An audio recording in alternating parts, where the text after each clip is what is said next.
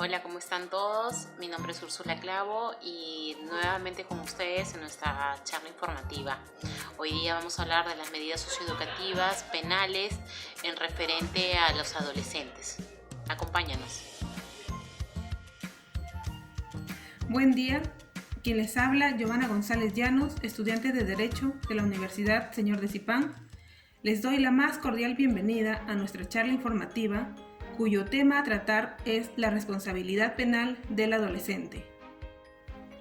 La responsabilidad penal del adolescente y la justicia aplicable a este es un tema actual y de trascendental importancia, debido al aumento de la delincuencia juvenil que hoy en día presenta nuestra sociedad, de la cual no debemos estar ajenos, en especial los profesionales relacionados al tema, esperando pueda contribuir en algo, ya que solo conociendo la realidad solo se podrá comprender el gran problema y la responsabilidad que tiene la sociedad y el Estado en nuestros adolescentes, entendiendo que son el presente y el futuro.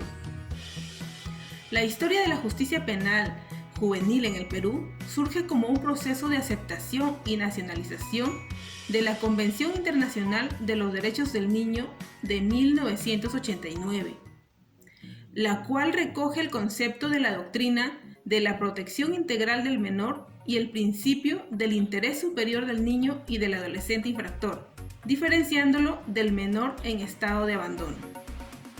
El abandono escolar son sin duda factores muy importantes para poder explicar la actual conducta de los adolescentes infractores inmersos en actividades transgresoras para la sociedad.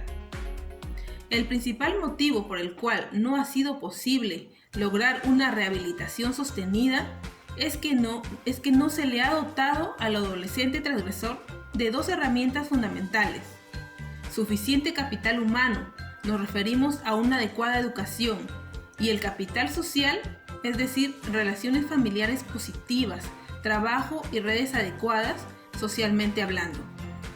Por otro lado, tenemos que la exclusión de un adolescente infractor del sistema educativo formal es la forma más dañina de exclusión social, por las propias consecuencias que trae con ella misma, tanto para los afectados como para la sociedad entera. El 7 de enero del año 2017, mediante el Decreto Legislativo número 1348, el gobierno aprobó la creación del Código de Responsabilidad Penal para Adolescentes. Esta norma nos trae innovaciones sumamente importantes en el Código del Niño y el Adolescente, específicamente para los infractores entre las edades de 14 y 18 años respectivamente. Entre las que destacan tenemos la responsabilidad penal especial y medidas socioeducativas. El mencionado Decreto Legislativo número 1348 no hace diferencia alguna sobre la responsabilidad penal natural del adolescente infractor con la de un adulto, pero es la primera en ser calificada como especial, y para ello exige la inmediata aplicación de las denominadas medidas socioeducativas. Estas medidas socioeducativas se encuentran divididas en dos: no privativas de la libertad y en la internación en un centro juvenil. Si la infracción no requiere la respectiva internación, entonces se puede proceder a ordenar su amonestación, la libertad asistida y además el prestar y otorgar los denominados servicios a la comunidad. Así también tenemos la creación de los juzgados con competencias especiales. En esta norma también se crean los denominados juzgados con competencias especiales para el proceso de adolescentes, acorde con la estructura establecida en el nuevo Código Procesal Penal. Es entonces que los juzgados de investigación preparatoria del adolescente ahora se encargarán de la correspondiente investigación y la etapa intermedia, ya que el juicio oral estará bajo la responsabilidad de las instancias de juzgamiento del adolescente. Por otro lado, las impugnaciones serán revisadas por las salas penales de las Cortes Superiores de Justicia correspondientemente, Y en cuanto a los recursos de queja y casaciones, estos últimos estarán a cargo de la Sala Penal de la Corte Suprema. Así también tenemos las medidas de coerción procesal aplicables al adolescente infractor.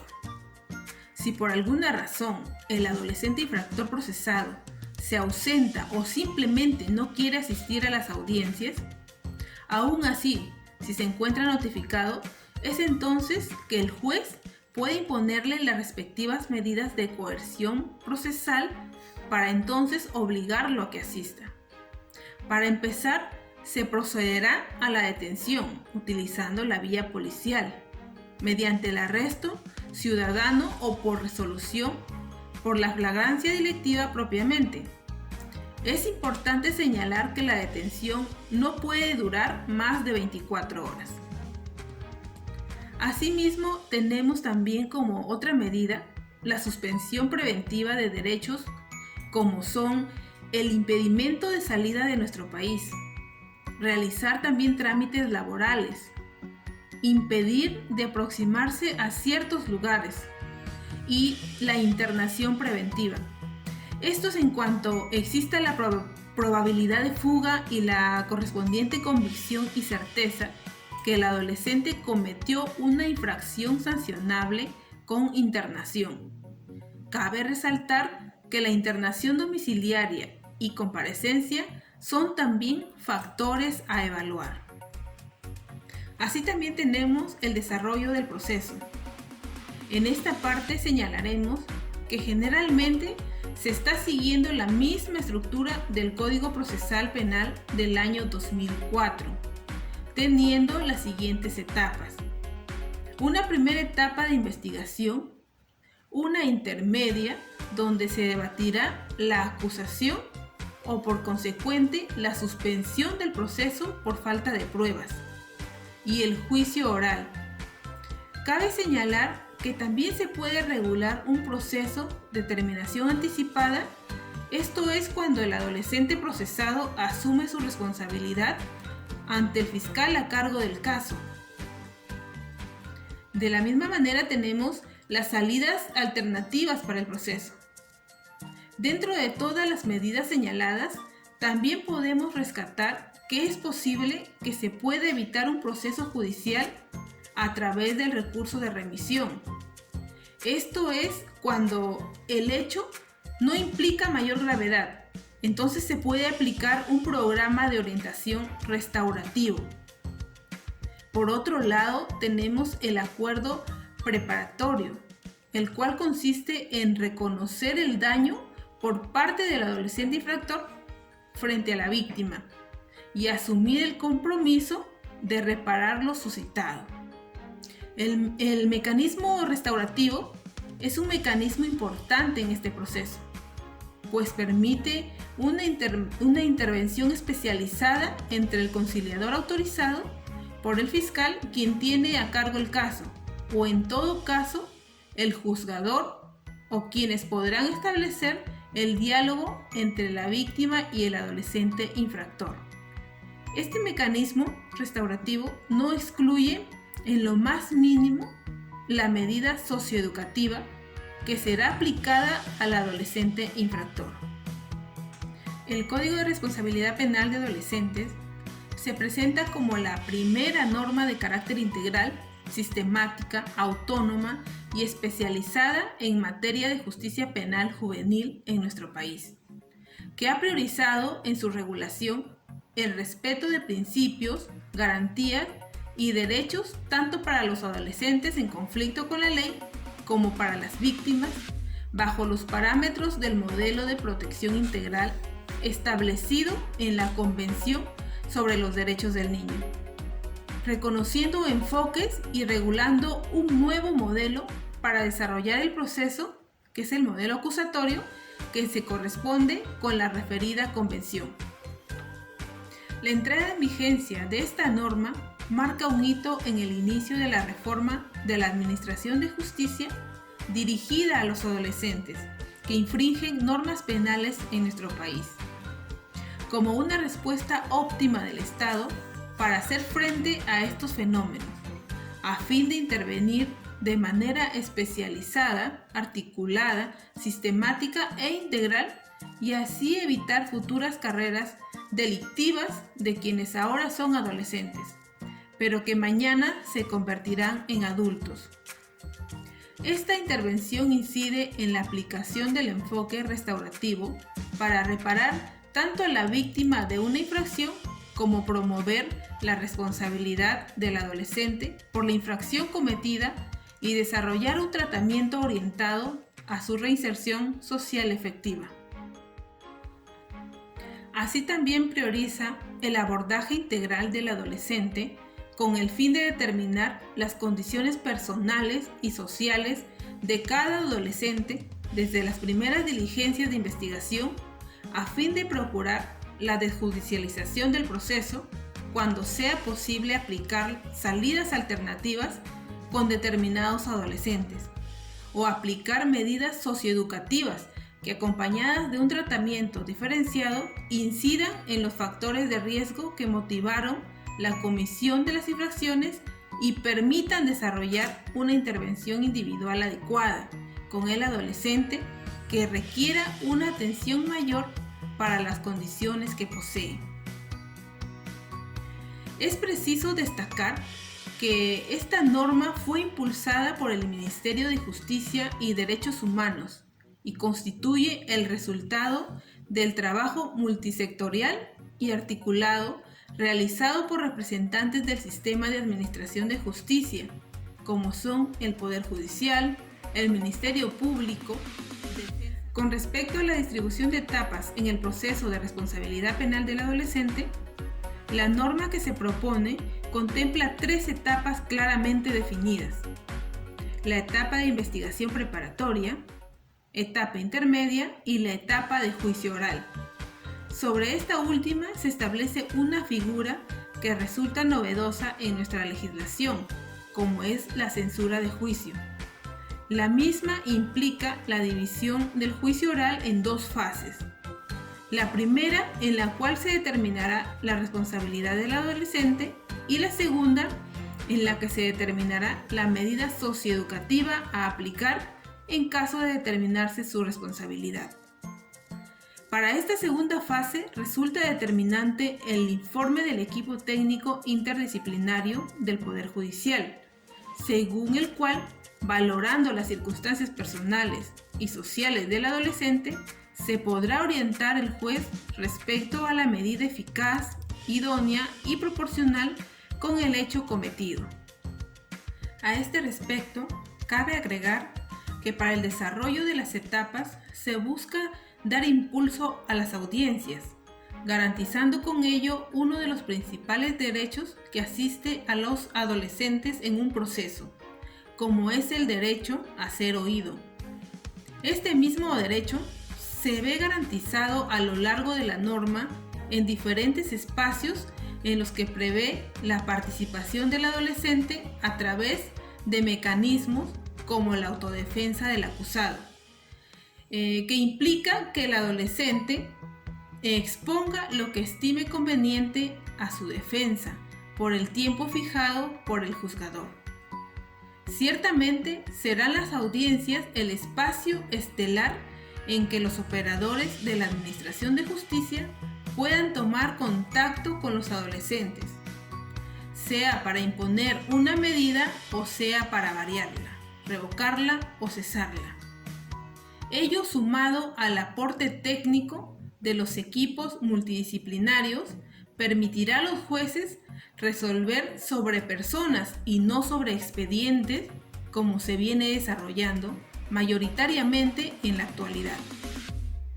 En cuanto a los principios de la responsabilidad penal del adolescente, tenemos justicia especializada. El proceso de responsabilidad penal del adolescente es un sistema distinto al del adulto, por proteger en mayor medida los derechos y garantías de los adolescentes. En cuanto al principio de interés superior del adolescente, el desarrollo de sus derechos deben ser considerados como principios rectores. No se debe perjudicar derechos por interpretación negativa del interés superior del adolescente. Así también el principio proadolescente, al interpretar y aplicar la norma, se debe privilegiar el sentido que optimice el ejercicio de los derechos del adolescente. Ante conflicto, se aplica la más favorable a sus derechos. Así también el principio de desjudicialización o mínima intervención adopta medidas que eviten someter al adolescente a un proceso judicial o ponerse términos sin necesidad de recurrir a juicio oral, respetando derechos del adolescente y el interés de la víctima. Así también el principio de proporcionalidad y racionalidad nos dice que la decisión adoptada debe ser proporcional a las circunstancias y gravedad de la infracción, así como su situación particular y a sus necesidades. Dentro de las medidas socioeducativas podemos encontrar dos tipos, las civiles y las penales. ¿Dónde vienen amparadas? Vienen amparadas en la ley 27337 y los artículos que comprende esta ley son los artículos del 160 al 242. Las medidas socioeducativas tienen la finalidad, como su nombre lo indica, de sociabilizar y educar al niño, niña y adolescente. Dentro de los tipos de medidas, como ya lo acabo de mencionar, podemos encontrar las medidas socioeducativas no privativas a la libertad, y esas son las que llamaremos las civiles, y las privativas a la libertad, que llamaremos que son las penales, y ahora lo vamos a detallar. Las medidas socioeducativas no privativas a la libertad, las civiles, como las conocemos. Las medidas socioeducativas no son consideradas sanciones penales, ¿ok? Eso para tenerlo en cuenta.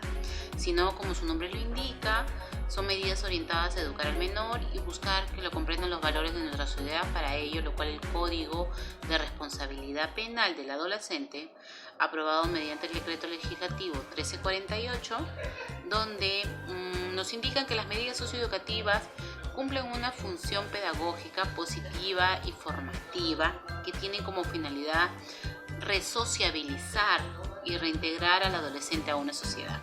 O sea, la finalidad es que ese niño,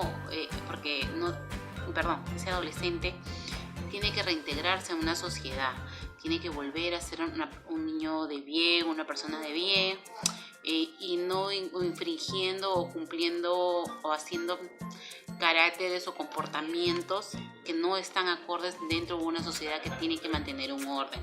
Y eso es el fin que buscan estas medidas sociales correctivas, ¿no? En esta etapa depende mucho de los tutores legales, de los padres, ya que las medidas socioeducativas y el plan de tratamiento individual establece dicho apoyo, ¿no? Sabemos que de los padres mucho depende de que estas personas se vuelvan a reintegrar a la sociedad.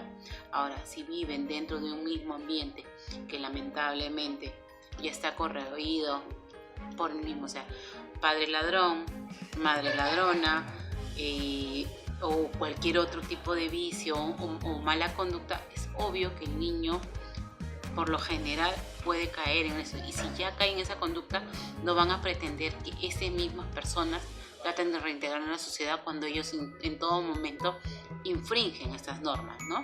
Eso tengámoslo en cuenta. Ahora, en esta etapa depende mucho de los tutores legales, como ya lo hemos dicho. Esta medida socioeducativa es no privativa de la libertad, porque tenemos en cuenta que son las civiles. Pueden ser tipo una amonestación, libertad asistida, prestación de servicios comunitarios o una libertad restringida, dependiendo el delito o lo que ellos hayan hecho para ser sancionados. Ahora, en torno a las medidas socioeducativas privativas a la libertad, netamente a las penales, que es lo que vamos a ver. Las medidas socioeducativas son todas aquellas acciones dispuestas por la autoridad judicial de nuestro país cuando haya sido declarada a la responsabilidad del adolescente en un hecho delictivo. Por lo tanto, la finalidad es lograr la integración, igual que las anteriores, del adolescente y la reparación o compensación del daño causado. Ojo, eso es bien importante. Además, podemos participar en los programas y actividades señalados en el plan de tratamiento individual, presentar los controles médicos que se realicen dentro de lo que son los profesionales de salud dentro de estos centros. Dentro de estas normas se deben de cumplir, que debemos mencionar las actividades de reinserción También lo que podemos hacer es participar en los programas o podemos indicar, podemos decir que más o menos estas personas, los adolescentes, van a participar en actividades señalando un plan de tratamiento individual. Eso tiene que estar controlado y debidamente porque tiene que estar sustentado para poder liberarlos de la pena o de la sanción que se les incumpla al adolescente infractor, ¿no? Además de estas normas y deberes, deben de presentar los controles médicos que se realicen a los profesionales de salud. Y dentro de las normas y deberes que deben de cumplir, debemos de mencionar las actividades de reinserción que se llevarán a cabo a los menores de edad, ¿no? El director del centro juvenil brinda las facilidades para el ingreso de docentes y materiales educativos al centro juvenil y para el desarrollo de las actividades educativas, todas estas con la intención de la reinserción del adolescente infractor, ¿no? El director del centro juvenil coordina permanentemente con el director del CEBA o del CEPRO, según corresponde en el desarrollo del servicio educativo que se le brinde o que solicite el menor o que se le haya asignado. Tenemos que tener en cuenta. Los docentes deben de acudir en un horario correspondiente al centro juvenil para el desarrollo de las clases, eso es una de las condiciones, y los docentes y demás personal del CEBO o el CEPRO que laboren dentro del centro juvenil deben acatar las disposiciones sobre seguridad y régimen interno del mismo, ¿no? Cosas que podemos entender o que podemos llegar a entender dentro de las sanciones que se le imponen al adolescente infractor. Dentro de este trabajo podemos ver que las normas que rigen nuestro país, realmente a mi parecer falta aún mucho por mejorar en cuanto a cómo se actúan en los distintos casos. En temas de menores y sicariato están aplicando otras normas de rigor, ya que los niños ya han sobrepasado su hogar electivo. Vemos cada vez niños y no adolescentes en estos actos de sicariato, ¿no? Entonces ya las normas deben hacerse, flexibilizarlas para poder aplicarles a estos niños y ver un régimen de cómo insertarlos a la sociedad, porque muchas veces hay centros de menores que deberían ser para reinsertarlo y salen peor de lo que ingresaron, ¿no? Entonces eso también hay que tener en cuenta, cómo estamos actuando como sociedad y si realmente estamos brindando este servicio, esta reinserción para que estos niños no sigan por ese camino, ¿no? Estos adolescentes tienen que realizar una mayor difusión ante la sociedad, porque las normas pueden conocer en qué consisten las medidas socioeducativas, ¿no? Se debe de considerar que para qué sirven las mismas y por qué razón se las imponen, cuál es el objetivo de imponer estas medidas a los adolescentes infractores y cuál es el castigo o enseñanza para la reinserción de la sociedad y sobre todo que entren en una sociedad llena de valores y que su entorno, ¿no? Ver que la persona que está a cargo del tutor legal, como ya antes he mencionado, sea una persona de bien, ¿no? Que es lo que se busca, ¿no?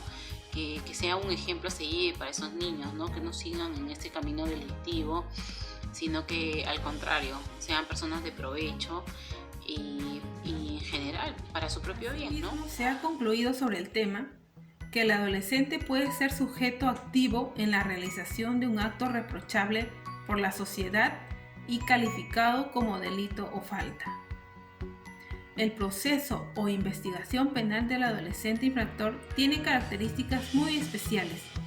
Si bien es cierto, es juzgado por un hecho que por acción u omisión está tipificado como delito o falta, al declarársele como responsable no se le impone una pena, sino una medida socioeducativa que puede ser restrictiva, limitativa o privativa de la libertad. La finalidad de la justicia de responsabilidad penal del adolescente es su reinserción al seno familiar y a la sociedad, de tal forma que su conducta sea la más adecuada y no vuelva a infringir las leyes. Todo esto sin dejar de lado el interés de la víctima. Bueno, queridos compañeros, gracias por escucharnos una vez más en nuestras charlas informativas. Espero que esta información les haya ayudado a darles a ustedes una pequeña orientación y ver qué medidas o cómo es lo que se puede actuar en caso de que usted o cualquier otra persona tenga alguna incidencia de este tipo, ¿no? Sobre todo algo que es tan delicado, sobre todo lo que es una persona menor de edad y un adolescente, ¿no? Y ver cuáles son las medidas o cuáles son las sanciones que podrían aplicar en esta ocasión. Bueno, no me queda más que agradecer y nuevamente hasta la próxima charla. Gracias. Mientras todo el Perú batalla sin descanso contra la pandemia, en el Callao, niños y adolescentes quebrantan todas las normas. Para ellos, no hay cuarentena que valga. Los últimos 10 días tenemos un aproximado de 40 detenidos que han sido intervenidos, reunidos en grupos de 10 provistos de armas para perpetrar delitos y para planificar los delitos que se han venido cometiendo. Es el Callao, donde los problemas entre barrios, entre bandas rivales, se resuelven a balazos, sin importar la cuarentena ni el miedo a la pandemia. El día 21 de mayo fue el homicidio de un menor de edad, Christopher Batifora Maldonado, de 13 años. Un niño entrando a la adolescencia, asesinado de 11 disparos a quemarropa en plena calle de La Perla, a la 1:30 de la tarde. El delincuente le desarrojó casi 11 disparos, porque esto ha sido un ajuste de cuentas, definitivamente.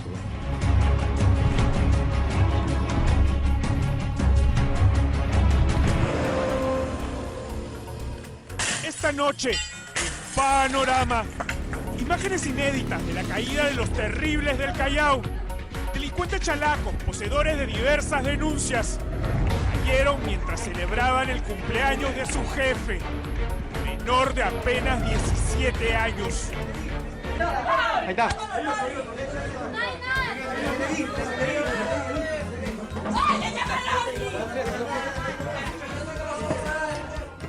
Sus videos, sus armas y esa imparable violencia que cada vez atrae a más menores de edad. Niños que apenas superan los 12 años, convertidos en asesinos o sus víctimas. Gordo con ya sabe, ya. A ti, ya le hice con méteme el plomo.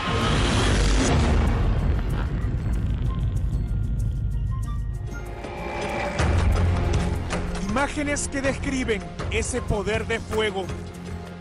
Diversas armas semiautomáticas, desde revólveres hasta pistolas hechizas y las infaltables tipo Glock, en manos de estos sujetos, subidas a las redes sociales.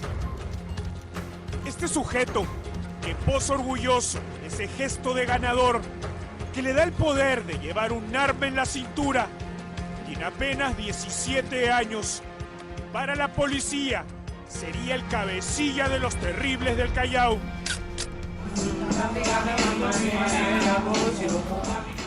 Imágenes nunca antes vistas, contando el dinero recaudado. Miles de soles y billetes de 100 caen uno a uno sobre las dos armas cuya potencia de fuego es de 15 tiros cada una. Una Glock y una CZ modelo P07 fabricada en la República Checa. Debajo del televisor que entona la canción Traficando a mi manera, cuya figura es el narcotraficante Pablo Escobar. La pared con los stickers propios del que alguna vez fue un niño.